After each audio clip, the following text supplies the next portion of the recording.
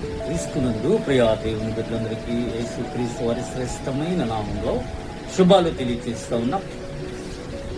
ఈ దినాన మత్తయి సువార్త 22వ అధ్యాయము 42వ వచనంలో, మరియు యేసు వారిని చూచి ఇల్లు కట్టువారు నిషేధించిన రాయి మూలకు తలరాయి ఆయను, ఇది ప్రభు వల్లనే కలిగెను, ఇది మన కన్నులకు ఆశ్చర్యం. ఇది మన కన్నులకు ఆశ్చర్యం. ఏది? మూలకు తలరాయి అయింది. ఏది? నీవు మూలకు తలరాయిలాగా ఉన్నావా? చూడండి, టాపిక్ మేసి ఒక రాయిని తీసుకుంటాడు, ఆ రాయి అన్ని గోడ కట్టుకుంటూ వరుసగా పేర్చుకుంటూ వస్తూ ఉంటాడు.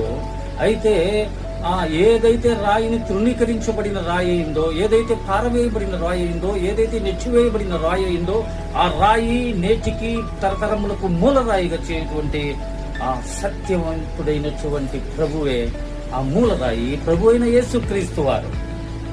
నేను ఎవరు లక్ష్య పెట్టట్లేదా? ఎవరు నిన్ను దరి చేర్చుకోవట్లేదా? ఎవరు కూడా నిన్ను ఆదరించట్లేదా? ఇది నాన్న సహోదరి సహోదరుడా, ప్రభు అయిన యేసుక్రీస్తు వారు నిన్ను మూలకు తలరాయిని చేస్తాడు కదా, మన చిరునామాని చేస్తాడు. తలరాయి అనగా చిరునామా, నీ అడ్రస్ను ఉన్నతమైన స్థానముల మీద నిలవబెడతాడు. నీ చిరునామా చూడండి, మూలకు తలరాయి. మూలకు తలరాయి. ఏదైనా కరుకు మార్గము, వంకర మార్గము, ఆ మార్గములలో కూడా రాయి అనేటువంటిది మూలకు తలరాయి అవుతా ఉంది. నీవే అక్కడ పనికొచ్చేటువంటి రాయి.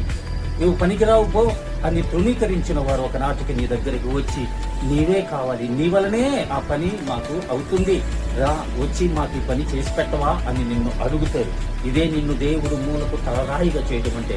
చూడండి, మూలకు తలరాయి అనగా సమాధి మీద కూడా ఉండేటువంటి రాయి మూలకు తలరాయి. నీ చిరునామా అడ్రస్ తెలిపేది. చూడండి, దేవుడు కోరేషుని అభిషేకించిన తరువాత, ఆయన మృతి పొందిన తర్వాత ఆయన సమాధికి అలెగ్జాండర్ కాలం వచ్చినప్పుడు, గ్రీసు దేశ కాలం వచ్చినప్పుడు, పారసీక దేశపు కాలము ముగించుకొని గ్రీసు దేశపు కాలంకి వచ్చినప్పుడు, ఆ ప్రాంతంలో ప్రపంచ విఖ్యాత ది గ్రేట్ అలెగ్జాండర్ వచ్చినప్పుడు, కోరేషుకి సమాధికి ఆ మూలరాయికి తన కోటు తీసి కప్పి సెల్యూట్ చేసింది.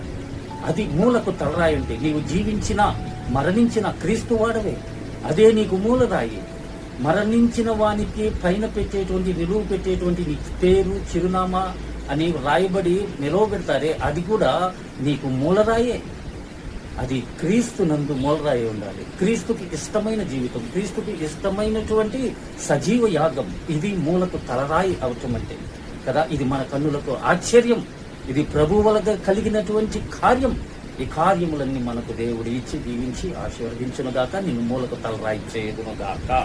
ఆమేన్.